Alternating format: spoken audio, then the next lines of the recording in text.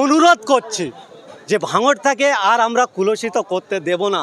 জগছড়া নেতা দেখেছি আমরা লাভচিহ্ন বাড়ির মালিক আঙ্গাতঙ্গা করা নেতা দেখেছি আমরা একটা নেতা পেয়েছি অনেক কষ্ট করে সংযুক্ত মোর্চার মাধ্যমে পীরজাদা নওশাদ সিদ্দিকী, যিনি যেখান থেকে যায় সেখানে হাজার হাজার মানুষ চলে যায়, তানাদের বিরানি দিতে হয় না। হচ্ছে সুবিধাবাদী নেতা, কখনো নওশাদ সিদ্দিকীর কোলে ওঠে, কখনো সওগাত মোল্লাদের কোলে ওঠে, কখনো অদিতদের কোলে ওঠে। যার প্ল্যাটফর্মে ঠিক নেই সে তো লাইনচ্যুত হবেই। মানুষের কাছে তো একটু ধাক্কাধুক্কি খেতে হবে। আমি নেতৃত্ব দিচ্ছি, আমি নেতা, আমার পিছনে হাজার হাজার মানুষ ঘুরছে, আর আমি অন্য দলে গিয়ে নাম লেখাচ্ছি, অন্য সিম্বলে গিয়ে ঝান্ডা ধরছি, আর বড় বড় ধমক দেওয়া চমক দেওয়া কথা বলে ফুটেজ খাচ্ছি। সায়নী ঘোষ হচ্ছে ফিল্ম স্টার থেকে এসছেন, তিনি বিভিন্ন ক্যামেরার সামনে রঙ্গমঞ্চ করেন, অভিনয় করেন। আমি সায়নী ম্যাডামের উদ্দেশ্য করে বলছি, আপনি কানামাছি ফিল্মে অভিনয় করেছিলেন, আমরা দেখেছিলাম। অঙ্কুশ বা আবিরের যে নায়ক এবং ভিলেনের চরিত্রে মধ্যস্থ নায়িকা হিসেবে আপনি কাজ করেছিলেন। ওই সিনেমার একটা গল্প বলি, স্টেজের নিচে যে বোমটা লাগানো ছিল, সেই বোম লাগানোর বার্তাটা ওই সিনেমায় আপনার মোবাইল থেকে মেসেজ গিয়েছিল। আপনি কোন কোন সিনেমায় অভিনয় করেছেন সেটা আমরা জানি, এবং পশ্চিমবঙ্গের মানুষ জানে। আপনার ওই অভিনয় ভঙ্গিতে ভাঙড়ের মানুষের মন জয় করতে পারবেন না। গানকে আমরা সম্মান জানাই, তার কণ্ঠ ঈশ্বর দিয়েছে। দেখেন, শুধু তৃণমূল বলে তৃণমূলদেরকে লজ্জা দেব না। গোটা ভারতবর্ষের যে কালচার সৃষ্টি করে দিয়েছে, খেলার মেলায় মানুষকে লিপ্ত করে দিচ্ছে, কোথাও মেয়ে দিয়ে, কোথাও মদ দিয়ে, প্রতিনিয়ত তাদেরকে ভুলিয়ে রাখতে চাচ্ছে যে গণতন্ত্র দেশে মানুষ যে গণতান্ত্রিক অধিকার, মানুষের যে মৌলিক অধিকার, নিজের অধিকার নিয়ে বেঁচে থাকার জন্য একদম শেষ নিঃশ্বাস বেরিয়ে যাওয়ার তাল, মানুষ তার সরকারি কোনো প্রকল্পের পরিষেবা পাচ্ছেন না।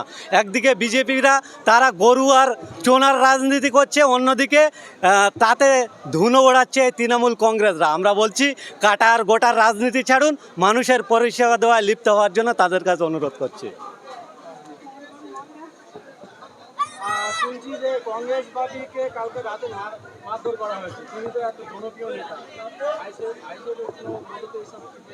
আপনি তো প্রথমেই ভুল বললেন, তিনি আর কংগ্রেস আছে নাকি?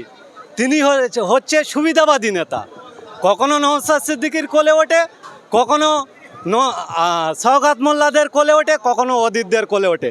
যার প্ল্যাটফর্মে ঠিক নেই সে তো লাইনচ্যুত হবেই। মানুষের কাছে তো একটু ধাক্কাধুক্কি খেতে হবে। আমি নেতৃত্ব দিচ্ছি, আমি নেতা, আমার পিছনে হাজার হাজার মানুষ ঘুরছে, আর আমি অন্য দলে গিয়ে নাম লেখাচ্ছি, অন্য সিম্বলে গিয়ে ঝান্ডা ধরছি, আর বড় বড় ধমক দেওয়া চমক দেওয়া কথা বলে ফুটেজ খাচ্ছি। এইরকম ঘটনা যারা ভাঙড়ে করবে, শুধু বাপি বলে নয়, মানুষের উপর যারা জুলুম অত্যাচার করবে, সবাই এর শিকার হবে। যত নির্বাচন এগিয়ে আসবে এই পরিস্থিতি ততই বাড়বে বলে আমরা মনে করছি। তারপরেও ভাঙড়ের মানুষের কাছে আমরা বলবো, সুবুদ্ধি সম্পূর্ণ মানুষ থেকে শুরু করে জাত ধর্ম বর্ণ নির্বিশেষে সমস্ত স্তরের ব্যক্তিবর্গদের কাছে আমরা অনুরোধ করছি যে ভাঙড়টাকে আর আমরা কুলসিত করতে দেব না।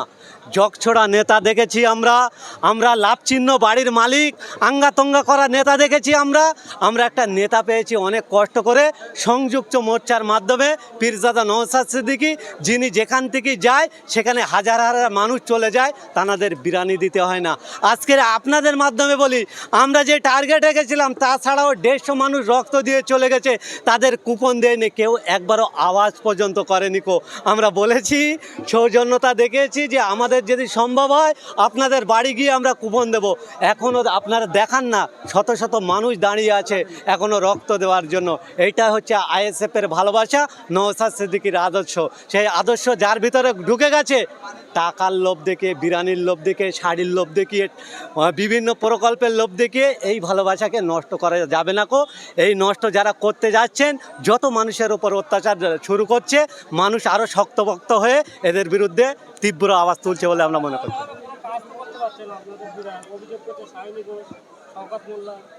দেখেন, সায়নী ঘোষ, শওকত মোল্লারা যে অভিযোগটা করছেন, আজকের সায়নী ঘোষও তিনি একজন জনপ্রতিনিধি। তানার যে এলাকায় যে সরকারি প্রকল্পের কাজ করতে গেলে তার একটা প্রপোজাল করতে হয় প্রথম।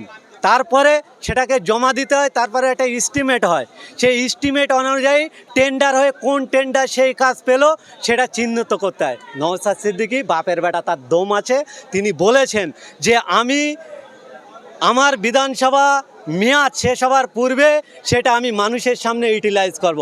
আজকের তো তৃণমূলের নয় করে 213 থেকে 14টা বিধায়ক, আর বিজেপির তো 74টা বিধায়ক। কোনো বাপের বেটা এই কথা বলতে পেরেছে? আজকের বিরোধী দল মহাসমুদ্রের মাঝে যেন ভাঙড় বিধায়ক একটা ঘাট লেগেছে, সেই ঘাট ডোবা বিধায়ক বলছে যে আমি হিসাব দেবো। এইসব জালিম অত্যাচারিত বিধায়ক যারা সরকারের দায়িত্ব ভোগ করছেন, মানুষের ট্যাক্সের টাকায় গাড়ি চড়ছেন, তাদের ক্ষমতা হয় না এ কথা বলার। আর নওশাদ সিদ্দিকী যে কথা বলে সেই কথা ফুলফিল করে বলে নওশাদ সিদ্দিকীর উপরে মানুষের আশা ভরসা আছে, সেটা করবে। আমরাও দায়িত্ব বলি, নওশাদ সিদ্দিকী যদি না হিসেব দেয় আমরা ওই দলের কর্মী বা সমর্থন হিসেবে বলছি, মানুষের কাছে ভোটটা আমরা চেতে যাব না। সায়নী ঘোষ হচ্ছে ফিল্ম স্টার থেকে এসছেন, তিনি বিভিন্ন ক্যামেরার সামনে রঙ্গমঞ্চ করেন, অভিনয় করেন। আমি সায়নী ম্যাডামের উদ্দেশ্য করে বলছি, আপনি কানামাছি ফিল্মে অভিনয় করেছিলেন, আমরা দেখেছিলাম।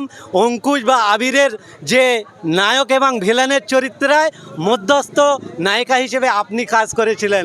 ওই সিনেমার একটা গল্প বলি, স্টেজের নিচে যে বোমটা লাগানো ছিল, সেই বোম লাগানোর বার্তাটা ওই সিনেমায় আপনার মোবাইল থেকে মেসেজ গিয়েছিল। আপনি কোন কোন সিনেমায় অভিনয় করেছেন সেটা আমরা জানি, এবং পশ্চিমবঙ্গের মানুষ জানে। আপনার ওই অভিনয় ভঙ্গিতে ভাঙড়ের মানুষের মন জয় করতে পারবেন না। গানকে আমরা সম্মান জানাই, তানার কণ্ঠ ঈশ্বর দিয়েছে, তানাকে সম্মান জানায়। তানার ভালো শরীর দিয়েছে, চেহারা দিয়েছে, মানুষের কাছে সম্মান পাচ্ছে। সেদিক দিয়ে আমি বলছি না।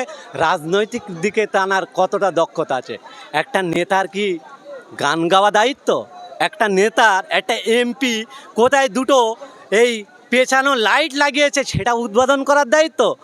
আপনি যান না বিধানসভায়, আওয়াজ তুলুন। আপনার যদি বুকে ক্ষমতা থাকে, বাজুতে যদি, সিনাতে যদি দম থাকে, এই যে অর্জুন সিং একটা ভয়াবহ অভিযোগ করেছেন, আপনি এফআইআর করুন তো। আমি সায়নী ম্যাডামকে বলছি, আপনিও তো একটা, উনি প্রাক্তন সংসদ আর আপনি তো রোলিং সংসদ।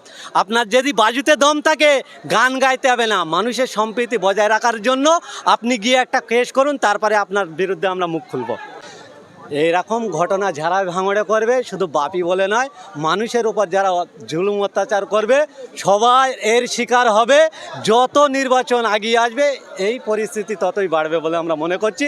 তারপরেও ভাঙড়ের মানুষের কাছে আমরা বলবো, সুবুদ্ধি সম্পূর্ণ মানুষ থেকে শুরু করে জাত ধর্ম বর্ণ নির্বিশেষে সমস্ত স্তরের ব্যক্তিবর্গদের কাছে আমরা অনুরোধ